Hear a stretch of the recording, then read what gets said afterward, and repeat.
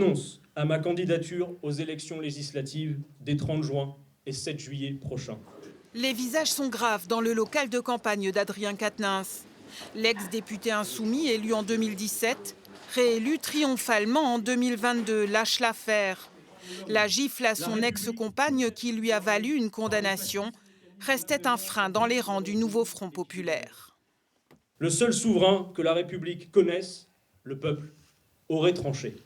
Mais il semble que cette idée soit passée de mode et qu'il soit désormais préférable de faire pression pour m'empêcher de participer à un scrutin dans une sorte de peine d'inéligibilité que la justice n'a, elle, pourtant pas décidé. Dans l'accord du nouveau Front populaire, la première circonscription du Nord revient à la France insoumise. Elle a donc investi Aurélien Lecoq, directeur de campagne de l'ex-député. Problème, il a face à lui une candidature dissidente.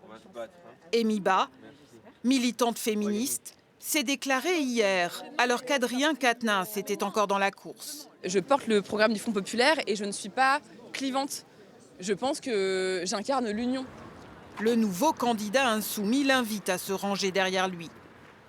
J'appelle à ce qu'on puisse se rejoindre, faire en commun.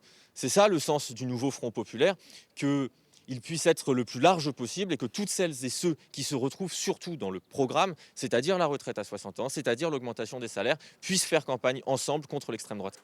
L'union à tout prix, c'est aussi le mot d'ordre des écologistes qui, hier, soutenaient la candidate féministe. Nous sommes dimanche et aujourd'hui, le seul débat qui compte, c'est d'aller chercher un maximum de voix pour le Front populaire parce que nous voulons aller à Matignon, nous voulons gouverner ce pays, nous allons faire campagne avec les mêmes déterminations que nous avons construit l'unité et il n'y a plus que ça qui compte désormais. Ce soir à Lille, il y a donc deux candidats se revendiquant du nouveau Front populaire. Amy Ba ne s'est pas exprimée ce dimanche.